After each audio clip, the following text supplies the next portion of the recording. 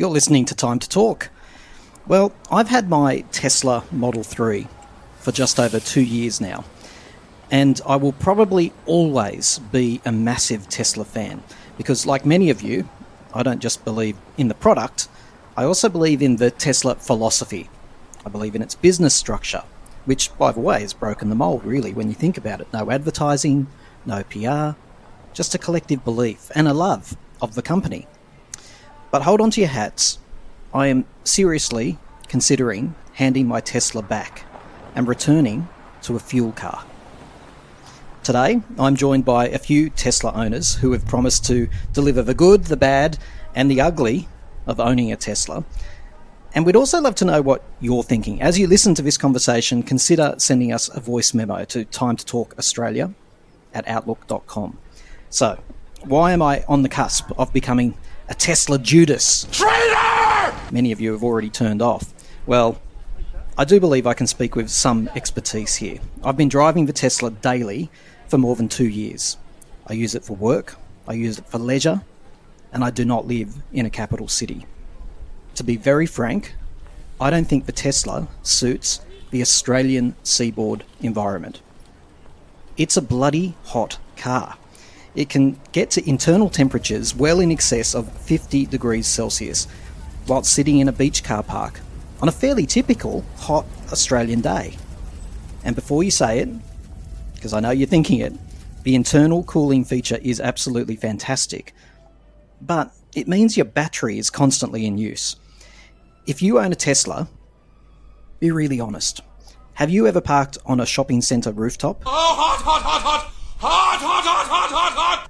You know, one of those endlessly unshaded concrete environments? And do you ever feel like an absolute fool? That you're the one who owns the car with a glass rooftop?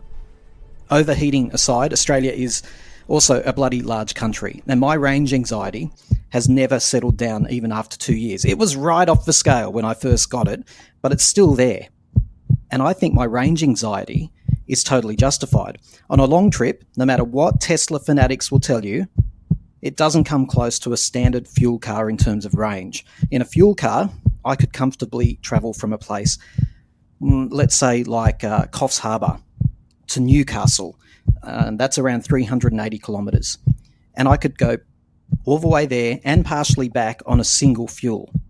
But in the Tesla standard range model, which I own, it simply cannot make it even one way without a good charge in between. All Tesla owners know the reality of owning this car is you need to become a planner. And many Tesla owners are affluent, professionally successful, very organised souls. I am not one of these people.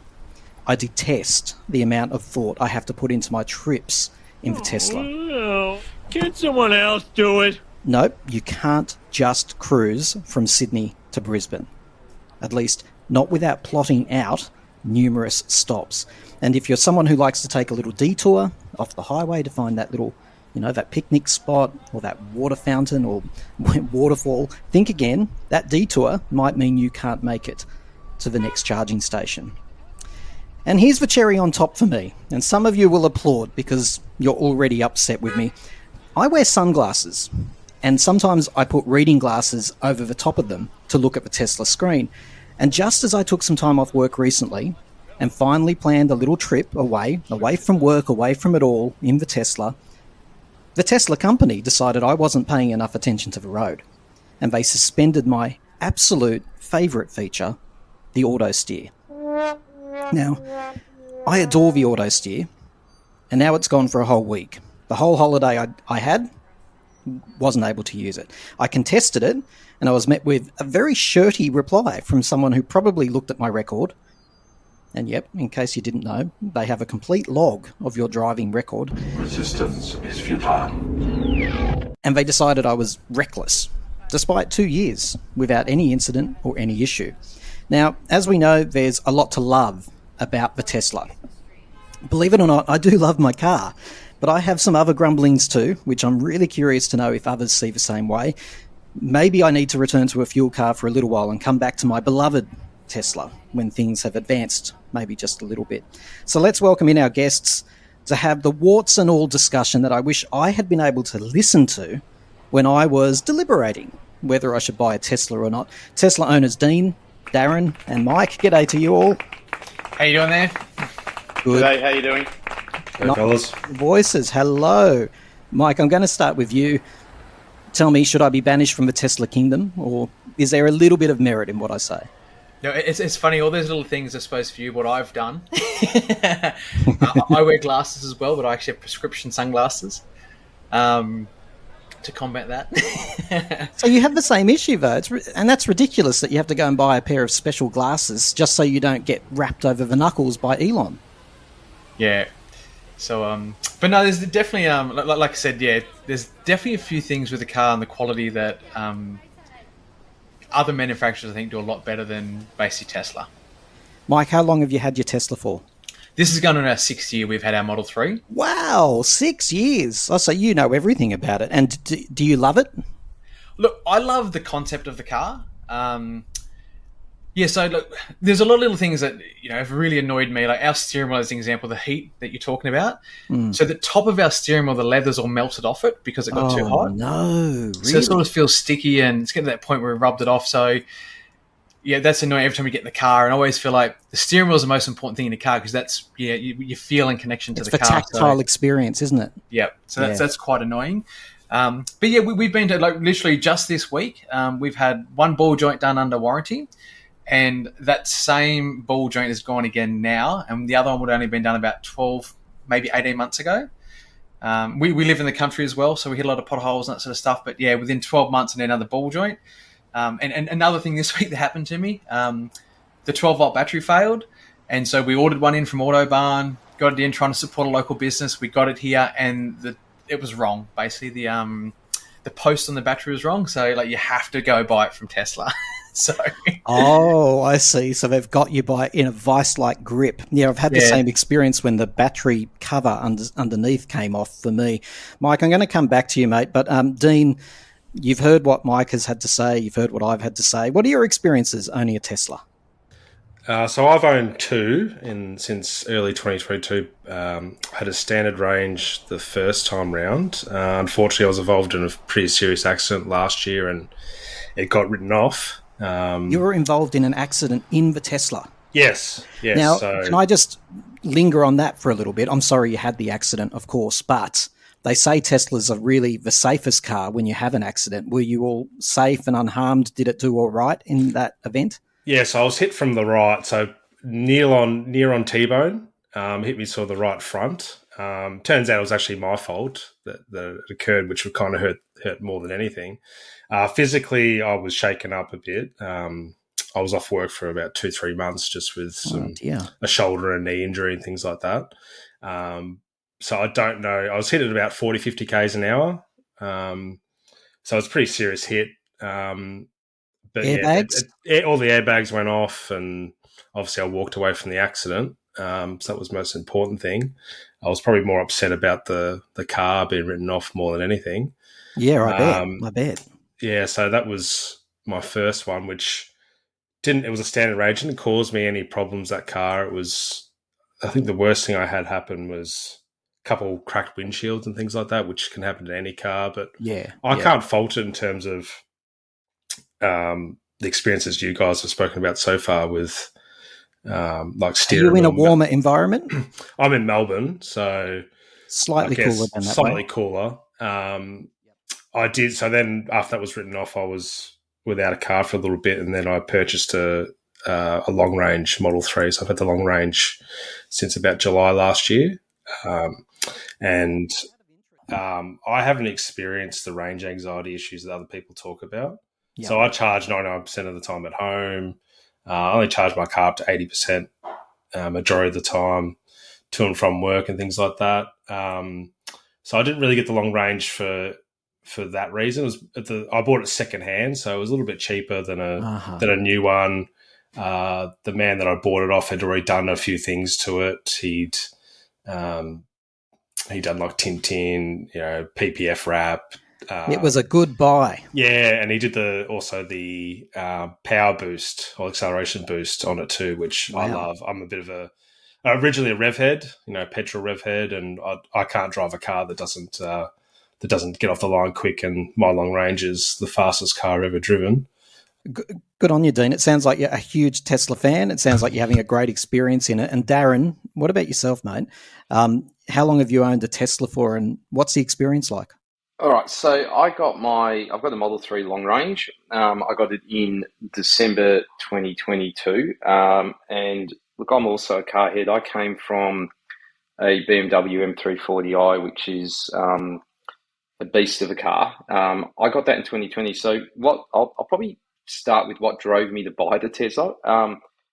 So I don't know if you guys remember, but in July 22, our fantastic federal government decided to come out with a tax concession, which said that if you put a Tesla in your business, or as an employee, if you salary package it, you don't have to pay fringe benefits tax. And I was looking at my BMW and looking at thinking, well, this is a great car to drive, but it's costing me out of my pre-tax salary about $20,000 a year, just roughly in tax to the federal government. So I thought to myself, look, you know what? I'm just going to test drive this Tesla thing. I'll probably get an EV. At the end of 22, there really wasn't much to look at. You either had a choice of BYD, Tesla, or Polestar. And at that time, Tesla, I think, and still I think today, probably offered the best value in terms of performance, fit and finish, and, you know, the way, just overall value, right? And I still think that is the case today. So I then went and test drove the long range Model 3. Performance-wise, it is just as quick as what my BMW was. I actually think it's got a lot more torque now. You know, power's always on. The next day after we got the Tesla, so I live in Melbourne. I live in the inner suburbs, right? 99% of my driving is in Melbourne or down to the Mornington Peninsula, which is now south of Melbourne. So, you know, having an electric car has not been inhibitor at all. Like we don't need to worry about range anxiety or anything like that. Although that being said, the day after I got my Tesla, much to my wife's disdain, we went on a Melbourne to Sydney trip. And I think, look, I can't comment on driving anywhere else in Australia between two major cities, but Melbourne to Sydney is really easy in the Tesla simply because of the extensive charging network. There are just so many places to stop and charge. There's quite a few supercharger sites. You know, they're rarely busy. You can do, in a long range, you can do Melbourne to Sydney in 2 stops, probably spend about an hour and a bit overall charging if you wanted to. And that was my experience. So look, for me, that's not been an issue. So one of the things about Tesla, I'll say as a negative, is it's not intuitive. You actually have to drive it for a while, as you probably all know, to work out how do I set my wipers, little basic things like how do I set my lights. You know, I bet everyone listening who owns a Tesla is familiar with that experience. When you first start driving, it's like, where are the hazard lights? Where's the windscreen wiper? Where's everything? Exactly. And even a year and a half later, my wife is not a fan of my car. She still says to me, I don't even know how to turn the wipers on. And thankfully they're on auto. So I mean, yeah, a few comments about Tesla. If I look at the good comments, look, cost of ownership is just amazing. Yeah. Darren, sorry to interrupt, but I want to pick up on that running costs. Yeah. Okay. My experience is that everyone says it's so much cheaper. Well, when I got my Tesla, I could go to VNRMA charges and charge it for free. That's gone now, and I'm very insulted by it, to be honest. Now that I'm paying, I'm still not convinced that this is cheaper than a fuel car. I'd be interested to hear, Dean and Mike, your views on this. But my view is, okay, sure, it's costing me $30 when I charge the car, when I stop on a longer trip. And that's a lot less than I'd pay in a fuel car. But I'm charging it every, 2 times on a long trip. So I think it must add up. I haven't done the maths, but my suspicion is I'm really not saving any money. What do you reckon, Mike or Dean? To me, the numbers, it's definitely a lot cheaper. And I've got a long range, and the way I normally travel, I normally only charge once a day because I'll normally drive to Coffs Harbour as an example. I'll top up there. Then my next destination is my brother's in the Central Coast, where I top up overnight from his place, and it's another whole story of how I get my energy free from there, not actually stinging my brother. But when I normally travel, I normally charge once on the road, and then my next destination is someone's house I'm staying at, so you're topping up, very low cost there. I suppose my son said something to me once. It was funny. So we've got a Hilux and a Tesla, and my son said, "Dad," he said, "how come the Hilux is always in the shop?" I said, "It's getting service, bud." He goes, "Well, why doesn't the Tesla ever go to the shop?" Yeah. And that was a real yeah, you're right. Like, we've had the car for almost 6 years now, but it was about 5 years when he said that. we'd never had it serviced. And so I think you really do save from a servicing cost point of view. There's definitely a lot less to go wrong with a Tesla, right? Definitely. So, yeah. And I think, with energy, there's lots of stuff changing with energy at the moment. I think where you travel and the time of day that you charge your car, all that really does make a difference. So, Dean, I'm voted down so far. Everyone's saying it's definitely turning out to be cheaper for them. Maybe I should do the maths. Is that your experience too, in terms of cost? Yeah, 100%. So I had a Kia Stinger before I had the Tesla Model 3, and this is when fuel prices sort of started skyrocketing in sort of late 2020, early 2021. It was costing me, premium 98 was costing me, $2 a litre at least, and it skyrocketed to $2.50 a litre. So you're paying $120, $150 a week just to fill the car up. And then I switched to the Tesla Model 3. And initially, I didn't have solar at home. I now do have solar at home, along with a Tesla wall charger. So during the summer months, I can pretty much charge it for next to nothing, because a lot of the time I work late shifts, so I'm at home throughout the day, which is handy. And my power company actually gives me a significantly lower rate late at night or through the middle of the day. They actually offer 3 hours of free power, so I try to utilize that as much as I possibly can. Wow. So I usually like to tell people who think about any sort of car ownership is you should buy a car for what the main purpose you want to use it for. So if you think about getting a Tesla, but you like to go camping or you like to go on all these long drives a lot of the time, I'd suggest it's probably not a good idea at the moment. But if your prime objective is just to get to and from work and commuting and things like that, then I think the Tesla or EV is the best way to go. And here's the thing, I love that point, because for me, it's my everything vehicle. For a lot of people that I know that own a Tesla, it's their second car. So they'll use it exactly the way if I was using it just to run around from work and home, and it would be a dream. It's those longer trips. We've talked about heat. We've talked about cost, which, by the way, the big tip there is for me and anyone listening, go to your electricity company. Find out when those off-peak times are or those special prices. I'm going to do that as a result of this conversation. Can we talk about charging? Everyone talks about how easy it is. And one of the most exciting things that I found when I first got the Tesla was, this is going to sound so bad, especially to you three burly blokes on the line, but I didn't have to touch the petrol pump anymore. I hated touching the petrol pump. Filthy, dirty, made my hands feel gross all day. So you don't have to do that. But I don't find charging easy. Like when I first started, I was definitely an early adopter. And you'd even know, you probably all know this, you knew all the other Tesla drivers. You'd arrive at the same bays and you'd have a chat. And I'd have practically all 8 stations all to myself. But now there's bloody congestion and you have to wait. And there's no system for waiting at a Tesla charging station. They're usually very cramped. Well, not usually, but in some examples, the one in Newcastle at Heatherbrae, I think it is, there's nowhere really to wait, and you're just relying on other people's human respect, which I have no faith in. What do you all think about charging the Tesla? Is it easy, Darren? And am I making a mountain out of a molehill? I'm finding it becoming more and more difficult. I think it depends where you're located. So obviously, if you can charge at home, then that's the easiest way to charge. And I mean, I was working off a standard PowerPoint for ages, and we recently just got a wall charger as well, which has just made a massive difference. It's 4 times the speed. So that's the first thing. But in Melbourne, and where I live in Melbourne, in sort of the inner east, I've got within 5 minutes of my house, I've actually got 3 very large supercharger sites. Right. And it's interesting to me where Tesla has actually put the supercharger sites in Melbourne. They've not put them in places where you might travel to, which I find frustrating. So if I want to go down to the Mornington Peninsula, there's a supercharger site on the way in Mornington, but then there's another 50 or 60 kilometres of road where, or if not 70 kilometres, where there's nothing. But if you're in the inner east, you've got 3 massive sites. So I don't have those issues. And now that we've got the 2 electric cars, if one's charging, I can just go to any of the sites. So I just clarify, Darren? I have the same. I don't have an issue with, now that I'm familiar with where they all are around me. I'm talking, let's just hypothetically, we're on the road. We're going to special places. I just did Newcastle to Brisbane for the first time. I can't tell you how stressful it was to keep having to find these bloody charging, even though, yep, I'll admit the screen was telling me exactly where they all were. That's true. Tweed Heads has a new one, for example, but they're not just there on the normal course of your drive. You're getting off and you're thinking, are you sure you're taking me to the right place? Turn right, turn left, turn this way, do around the roundabout. And it's like, and then it doesn't tell you if it's on a rooftop. That was what I've had that trouble 3 times. I've been driving around and around a bloody city block, not realizing the Tesla is on top of a rooftop somewhere, and it's going, "You're here, you've arrived," and I'm going, "I fucking haven't."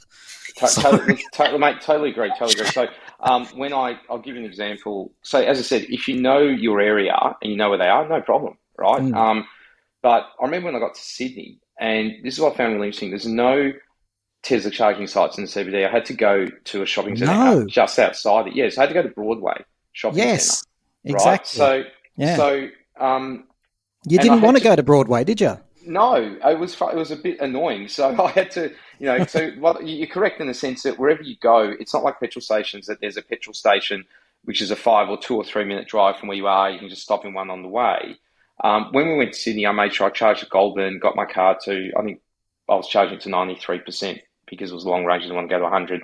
Arrived in Sydney with about 50. But then as we did driving throughout Sydney, I needed to charge it again. So I went to Broadway, and I remember driving around the Broadway shopping centre looking for the Tesla supercharger site, and it happened to be at the exit from the car park. But it was only when I drove all over this place.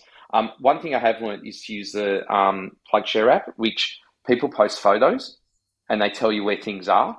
So that has been really helpful in terms of, if you go to a Tesla, whether it's a Tesla site or any other brand, people say in the app, look, the chargers are on level 3.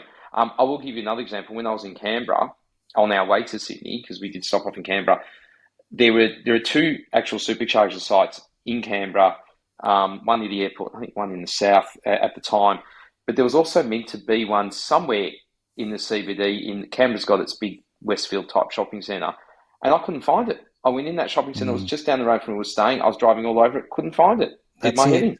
That's it. And Mike, here's going back to my original point. I think for Tesla, in a really dense place, maybe like Europe or some American cities, Australia is a very spaced out country. I've come to a new problem that I never expected. Nearly everyone who doesn't own a Tesla, and we all know they're fascinated, right? I'm sure you all get this. Oh, you own a Tesla, and they ask you 1,000 questions. One of the number one questions is, how long does it take to charge? And they sort of sneer like, how long does it take to charge? As if that's going to be a problem.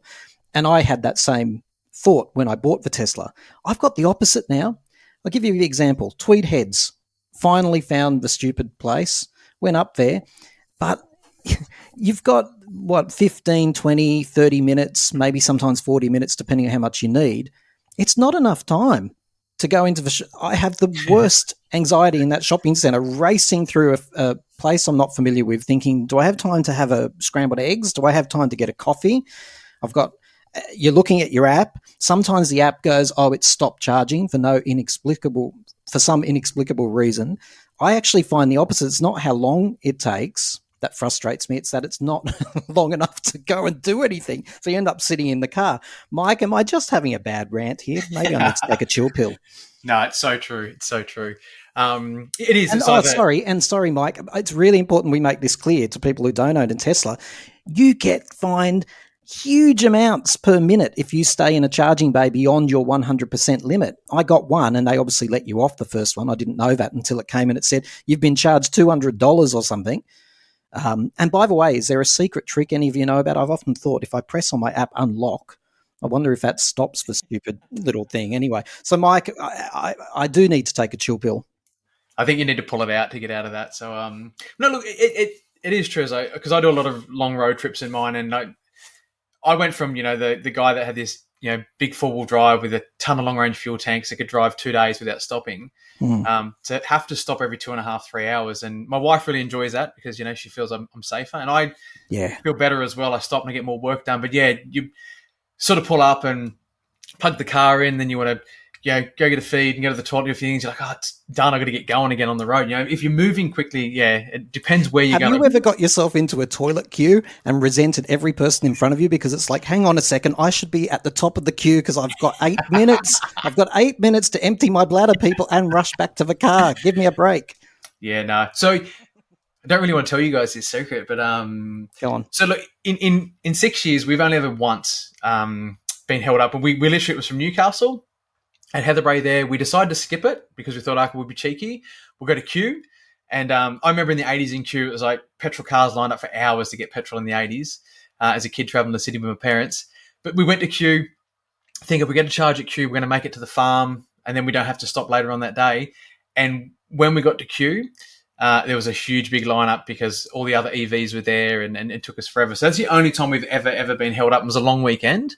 Stressful. Look, for me, most of the time I travel, I normally would leave an hour or two before everyone else would hit the road. So I'm sort of tend to hit the EV charges. I'm in and out before the rush sort of comes. So it's something that I've been very, I suppose, I've lived my life like that the last few years to make sure that I'm in a charger before the busy periods happen. So I've only ever been caught once. But see, again, Mike, you've had to adapt your life around it. And that's the thing. If you're the type of person who's happy to do that, that's cool. I'm just not that organised. Dean, we're going to talk about impact on the environment soon because that was a big factor for me buying this. But just on that issue of charging, my other complaint is, okay, you're sitting there. Why don't they have a little bucket so that you can wipe your windscreen? Why don't they have a tyre pump there? Why don't they even have a vending machine? There's such a missed opportunity here. I know Elon talks about these shops where you'll be able to go in and buy a hot dog and a burger while your car charges. I'd like to see Elon, how quickly he can put a hot dog down his gob, by the way, to get back to the Tesla in time. Dean, have you got any thoughts around charging? Is it a problem? Am I making it too big a deal? Yeah, I think you're making a little too much out of this. What happens when we get on a roll? As I kind of said earlier, I've done 99% of my charging at home, so I haven't experienced some of the things you guys have spoken about in terms of the queues to get to charge and other things like that. So I haven't used a supercharger with my current long range. I used a supercharger once or twice in the nearly sort of 9 months I've had it. I used to sometimes use a public charger near me at a local community centre. There's a couple of spots near me. I'm in the southeast of Melbourne, so kind of towards the peninsula. So there wasn't a lot of charging stations when I first got the Tesla, but they've started popping up more and more. There was a couple free stations I used to utilise, but of course they were never reliable. They were always broken down, the free ones. They never seemed to work. Yes. And then they, after 12 months, you rock up and it says, "Oh, we're now going to charge you, 50 cents per kilowatt hour, whatever it is." And I'm like, well, there goes any reason for me using that. I'll just do it at home. Some of my friends say to me, Dean, that, there's so many new charging places popping up all over the place. Like there's a local club where I live that has like about 6 bays painted in beautiful green, and you can just stroll in there. I went and parked there and it's like, hey, where's the cord? So I went into the club. Oh, no, you have to bring your own cord. Oh, okay. Is it free? No, and it's not the Tesla cord. It's a different cable altogether. A council have put up some in the area I live, 2 to 3 bays. Same thing. No, you can't just pull up and charge your car. You've got to go and buy a special cable, and they charge you as well. It's crazy. Dean, I'll start with you with the environmental impact. It was a big factor for me. When I bought the car, I thought, I want to do the right thing in a small way in my world to help the environment. Since then, I've had so many people saying, do you know the electric cars are just as bad as fuel cars because of the way they mine the minerals for the batteries, and after the batteries don't work anymore, they're just disposed of and they're creating an environmental impact. Where did the environment factor into your decision making? It was somewhat minimal. So I was probably used to be a bit of a greenie. My father still is one, so I usually have some good debates with him about it. So I wouldn't say that played a part in much of my decision making to get an EV. Do you think you're helping the environment by driving one? I'm of the opinion there's kind of no free lunch in this type of thing. So there's always going to be some sort of impact on the environment, no matter what whatever way you go. Whether it's a petrol car, you're going to have obviously ongoing emissions through that. But with an EV, well, if you're not using, if you're not sourcing, renewable energy to charge it, then you're just adding to the grid. So there's unless you're totally going solar or renewables, then you're still going to have some sort of impact on the environment. So you kind of, I wouldn't say that the environment was a major part of my decision making at all. Mike and Darren, do you feel like you're an environmental warrior by driving a Tesla? I think we're actually just deluding ourselves if we think we're environmental warriors. I mean, I'm in Victoria. My car's powered by dirty coal, right? So I don't believe it's doing anything to the environment. For me, when we do eventually get solar at home, again, that the environment's not necessarily driving that. For me, that is more about becoming independent of the energy grid as it becomes more and more unreliable, and then also using the free sunshine to power my house and my cars. Very, very honest of you, Darren. I've got to say, a particular person I know always shakes their head at me, and they mean it, that I am contributing to child slave labour with the cobalt that goes into the battery. Let's just have a quick listen just for a minute about what Elon has to say about those accusations that the batteries in Teslas are actually coming at the cost of child slavery. I heard a question raised about cobalt mining, and you know what? We will do a third-party audit. So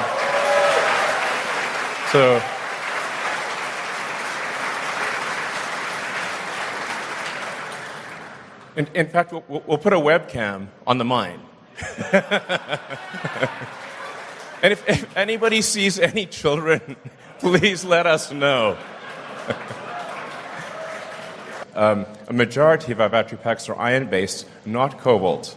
And then our other battery packs are nickel-based, not cobalt. The nickel batteries use a little bit of cobalt as a binder, but only a tiny amount. In contrast, your phones all use 100% cobalt. I recommend complaining to the phone manufacturers.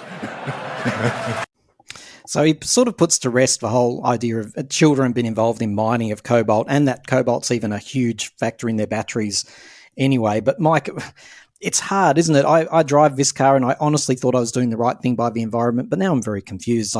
Like I think it was Dean who said everything comes at a cost, right? Do you feel the same? I think there's a real potential with EVs, and I work in the industry, so I sell solar and batteries for a living.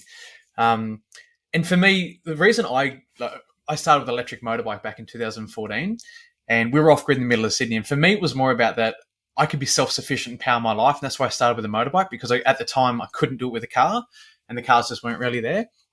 And the same as when we brought the Tesla, I looked at the numbers for the Tesla. And if you're someone that does about 45,000 kilometers per year, you're definitely going to make a huge impact on the environment.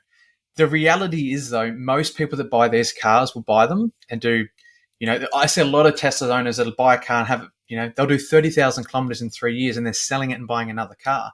That there's not going to be environmentally friendly. So there is a potential if it's just a tool. If you use it the right way, yes, you can make a difference. But if you don't, you're going to make worse of an impact is the reality. Mike, I'll stay with you. A lot of people are really fascinated by this idea that the car updates itself at regular intervals. And I've got to say, I struggle with this. I probably get the same adrenaline rush that you all do. Oh, good, I wonder what's coming. But then sometimes buttons move and things are changed and I'm like baffled and you're in the middle of it.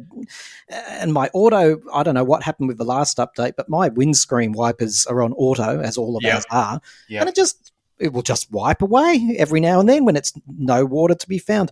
Mike, what do you have to think? The updates are exciting though, aren't they? They're a great feature of the Tesla.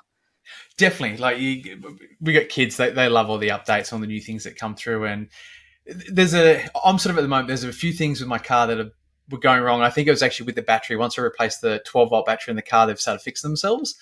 I was thinking at that point, I was like, where's the point of warranty run out on software? Because if they do a software update and something doesn't work on the car, because my windscreen wipers are the same at the moment, I feel like the auto is just not as fast. You have to go to 3 if it's really running really heavily. Yes.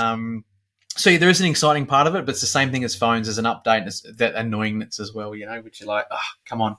I think there was an update probably 2 or 3 days ago that came through, and then you updated like, well, what's changed? You don't even notice anything that's changed. Bug fixes. Yeah, I personally didn't notice any difference. The wiper blades have been a bit sort of hit and miss over the last 12 months, whatever it is. They kind of just you when it's not rain, you get a little droplet of rain and the wiper starts going mad, and then when you get heavy rain, the wipers go slow, and when you really want them, they're not there. So there's a couple of little things like that. When I first bought the car, the salesman told me about the updates and said, this is great because the car will keep, improving over the course of its life. And in theory, I believe that to be true, and it is my experience. But when you look at the United States, and here, coming back to my initial argument that maybe the Tesla's not great for Australia, better for other markets. But when you look at the United States, that auto steer self-driving is looking on fire. Like you probably all do the YouTube thing that I do. If it's someone driving from one major city to another without one intervention, in other words, not having to put their hands on the wheel or do anything human at all. But over here in Australia, I go around one bend and it does something really weird.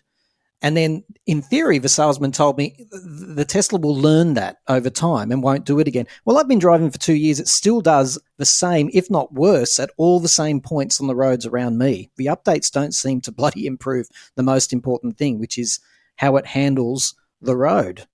Thoughts? Yeah, I definitely said my wife, she won't use it because of that. We have a few corners. We live in Lismore. There's a few corners that sometimes the car – what I've found, there's one corner in particular between Lismore and Ballina. If we're following another car, it does it amazing. But when there's no car in front of us and the car's driving by itself, wow, it freaks out, slams the brakes on, and it's an 80k zone and sort of hammers it down to 50, 60k. So, and there has been times where it's done it all by itself. It's been great with no car in front. But yeah, I feel the same. It's getting worse and worse with autopilot. I know. And in Australia, they gave a free full self-driving, which is something you have to pay additionally for, to everyone for the course of, I think it was for 2022 Christmas. And I loved it, but I thought that the point of that was that Tesla was going to gather all this new information and all of a sudden it would really improve out of sight. Darren, are you noticing that the auto drive feature, which I don't know if you've got the full self-drive, but we've all got the auto steer, I think it's called, is it improving, Darren? And is it something that they really need to work on in Australia? So I don't have full self-drive or even EAP. So I've just got the basic system. And the reason I didn't bother is they gave us EAP for a month. I think it's the start of 2023. And I just thought it was gimmicky and not worth $5,000. And I thought I'm not buying full self-drive for 10. I didn't see the point. I found one thing I'll say about the updates. When I first got the car, they're initially very, very exciting. New computer games for the kids. Apple Music came on. Podcasts have come on. So there's been a whole lot of extra functionality there. What I have found, though, is that, call it the smarter stuff, such as autopilot or, the wipers, for example. They just when I think they get it right, then they make it worse. And then they issue another update and it gets it right. And then some boffin at Tesla says, well, we need to update it again. They make it worse. I know the recent changes to autopilot did my head in because of a legal case in the US. And I'm a lawyer by background. And I should say, in my view, there's an argument to be said that by imposing conditions on autopilot that weren't there when you bought them, there's an argument that they're in breach of the Competition Consumer Act. So, for example, when they suspended my auto steer, yes, or because this thing misreading my eyes, and I'm like, that was my argument. First of all, I couldn't get hold of customer service because it was a weekend. Maybe I can let them off for that. But when they eventually replied, they weren't interested in what happened. What they actually told me was, get a passenger, which, by the way, I'm a single person. I don't have a passenger. Get a passenger to film you if you think it's defective. And it's like, it's not about being defective. No, so I think this is one actually for the ACCC. Only the ACCC's got the strength to take on Tesla. I mean, you can complain through the help desk, and really you're at their Mercy. discretion. You know, you might. I've not tried it. Look, I've been very lucky. I found the way to kind of play with the autopilot, and I actually found in the last recent updates it's calmed down a lot. What would happen and if you put a sticker over that thing that reads your eyes? That's It's what I funny want you to know. say that. So on the Tesla groups, there's some little device apparently you can buy online where it allows you to rant to, at your option, cover the camera um, or open the camera, the internal camera. And my understanding is, and I can't confirm this, but from what I read online, is that doing that stops the autopilot looking at your eyes. But look, I have found that when I switch it on, I've got glasses as well, but they're transition lenses, so I don't need to put a different set of glasses on top of my glasses. As long as I'm looking forward, when I turn it on, I've got both hands on the steering wheel. It checks immediately at that point. Then after about 5 seconds, it calms down. It doesn't care so much where you look, as long as you got a hand on the steering wheel. It doesn't ask for two hands. As long as I've got one hand occasionally just toggling the wheel, it seems fine. It's not that dissimilar to other cars from what I've been speaking to others about. Other makes now also have alerts going off if you do their what they call it, lane keep assist functionality and automatic cruise control. If you take your hands off the wheels, then after, in some cars, I was talking to someone who drives on Hyundai, they said, it used to be a few minutes, now it's like 30 seconds and the car starts, an alarm goes off. Yeah, So, and that's the difference, isn't it, Darren? That it's just not the way. When I first got it, again, I'm all for safety, of course, but it was definitely, it was more relaxed. But now that blue flashing light, sometimes you can touch it, and literally 3 seconds later, must think I'm really naughty or something. Listen, we're running out of time. I'd love to finish this on a really, really positive note. I'm going to ask you all to finish with what you love about the Tesla, what people will get if they buy a Tesla. But I just want to run through a few more things that bother me and just see if they bother other people. I reckon probably maybe 30% of the time when I'm coming back from the shopping center with my arms full of shopping, it will not recognize me. And I have to wait there, not being able to open my own bloody car while I've got my bags in my hands. Is this a problem across the board, or is it just something that I'm having a problem with, this Sentry mode attacking me? I don't think it's Sentry mode. I think it's to do with you're trying to unlock the car. Is that what and it comes up on the screen with Sentry mode, and then you've got to wait 30 seconds before it will unlock. With your phone, I assume? Sometimes I fiddle in my pocket and try to press any button I can. Yeah. Lately, I have had issues with that, where it used to work like it was near on 100% reliable. I'd walk up to the car, it would unlock. But the recent times, it's a bit hit and miss. Yeah. Where I'll have the phone in my pocket and I'll, go to open the door and it doesn't recognize me, and I have to open the app and unlock it. So that's a bit of a pain, especially if you've got your hands full doing other things. I just find it really insulting. It's like, this is a beautiful, luxury, expensive car, and you're not letting me into it. I find it really rude. I've got a personal relationship. I call it the Timsler, and we've definitely got a fractured relationship with one another at the moment, especially since it won't auto steer me on my holiday. But so, Dean, you've noticed that as well, and I think that's an update issue too. Sometimes it doesn't seem to be a bother. Then other times it's every time I walk back to the car. Yeah, it's a recent phenomenon that I've noticed with it. It used to be super reliable, and for whatever reason, it's just been acted a bit funny. Around the Sentry mode, I've actually, when I had my serious car accident last year, as part of after the accident, the police arrived and all that sort of stuff, and they asked me, well, could they take the hard drive or the USB stick to look at the footage? Did you have a choice to give it to them or not? Did you? Well, I didn't know the legalities of that at that point. I was a bit distraught from the accident. I thought, well, I don't really have much to, I wasn't going to lie about anything. So they took my hard drive, and it turned out that it didn't actually record the accident. It actually had cut the dash cam had cut out about a minute before the accident for whatever reason. So I didn't actually have any footage of the lead up or the accident itself. I don't know if you guys saw on one of the Facebook Tesla groups, there's a video of a person opening a Tesla in someone's garage, right, breaking into it. And and getting into the car, and they couldn't drive off with it, but they went in the car and rummaged through things. And one of the issues is if your car is close to your phone, so if for example, your bedroom at night is only a couple of meters away from your car, there is the potential that your car could be unlocked. So I was wondering whether that was a security thing, that Tesla's only going to let you unlock the car really when you're standing right next to it, and perhaps when you do touch your phone, versus the convenience of walking straight up to it and just opening it, right? That's a good point, Darren. I've got to say that there's a setting that when you're at home, it will leave it unlocked. Mm. And if you don't know that, that's actually like a bit of a problem because the car's unlocked, even for kids and whatever, right? But you can change that, I understand, so that it does lock when you're at home.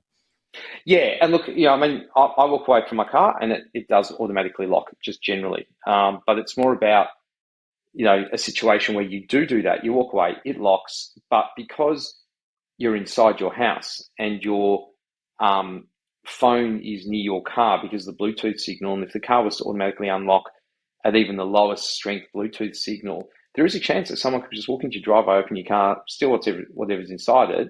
I don't think they'd be able to drive off. Or maybe they could, I don't know. But it does kind of make sense to require your phone to be close to the car. And that makes sense to me. It is frustrating. I agree with you on the whole concept. You're carrying your shopping, you have to put everything down and touch your phone to then tell the car you're right next to it. And it's really bright, so it's hard to find the app and it's hard to find the right setting. It's not like just a simple, Look, just because of time, the very last low-level grumble I have is the charging pads for phones inside, which I loved when I bought the car. I thought, this is awesome. I can put my phone there. What it does to my phone is make the phone really, really hot and angry. Yeah.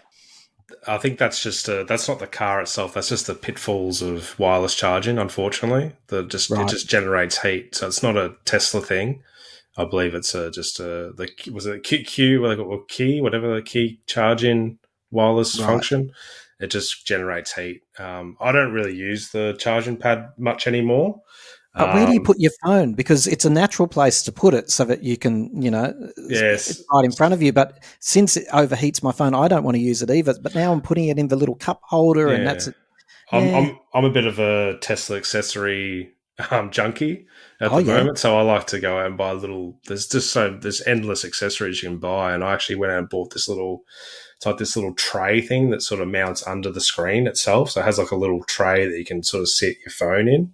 Wow. Or whatever. Okay. I've got so many different accessories. And then actually today I had another one come in on Amazon. It's just like a little charging dock-in thing. So you plug it into the center console part where the two USB-C ports are.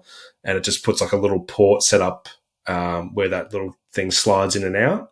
So you just has like a USB-C or a lightning cable to charge your phone. So I'm just going to use that from now on. So I kind of just charge with the cable.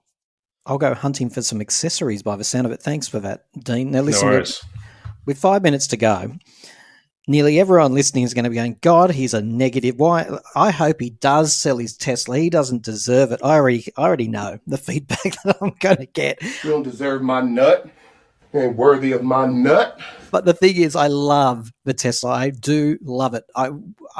But I really do think I'm at the point now where, especially after the long trip I've just done, and the fact that they've banished me from auto steer, which was the main feature for me, I just love it. I love it to death.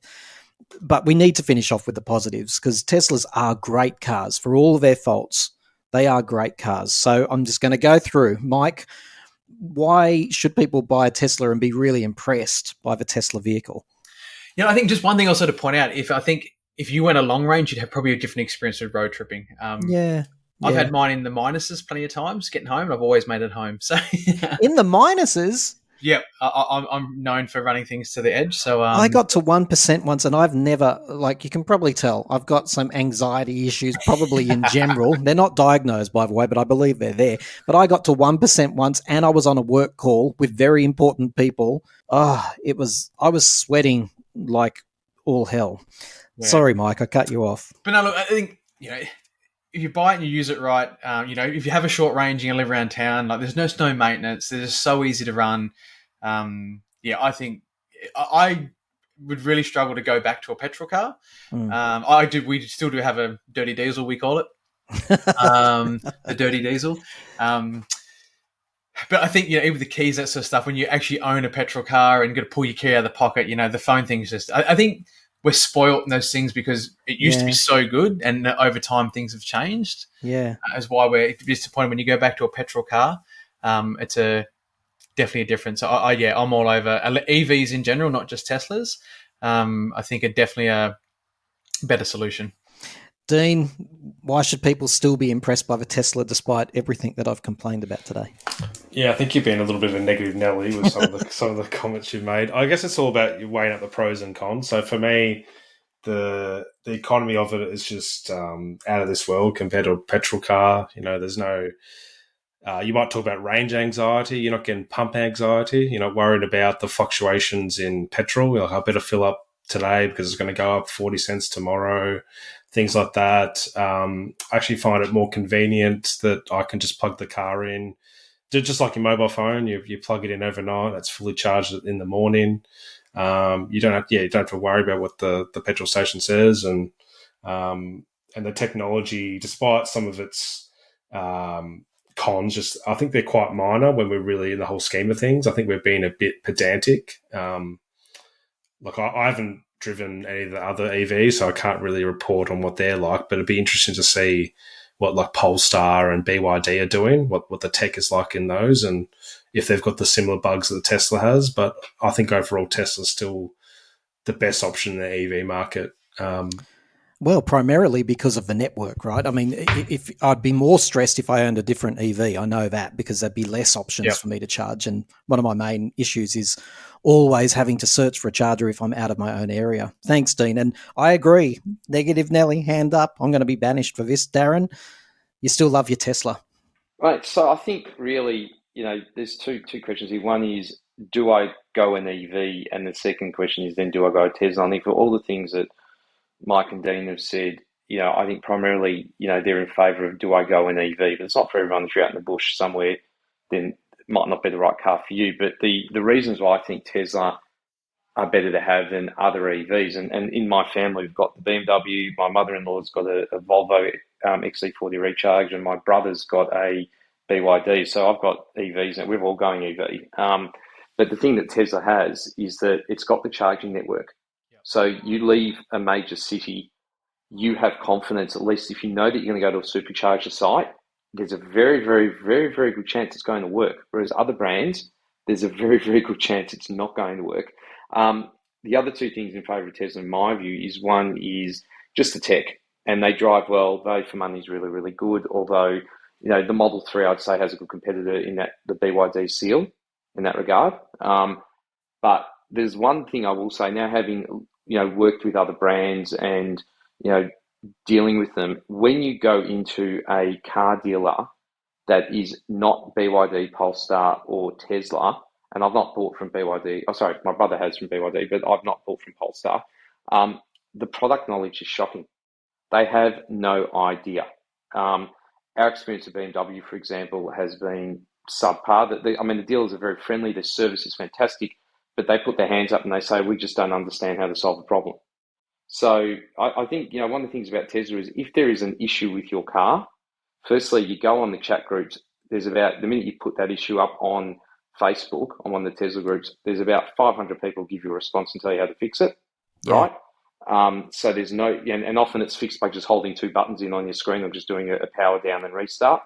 But even then, if you then contact Tesla, you're not going to get fobbed off. Their service, I think, is very good.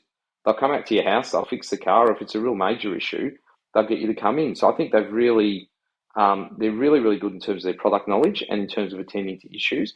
I think other car makes, and a number of them are now releasing EVs, like the traditional car makes going to release EVs this year and next year. You're dealing with people who are mechanics. They're not electricians. So they're going to really struggle to diagnose problems. The support base probably won't be there if you've got an issue.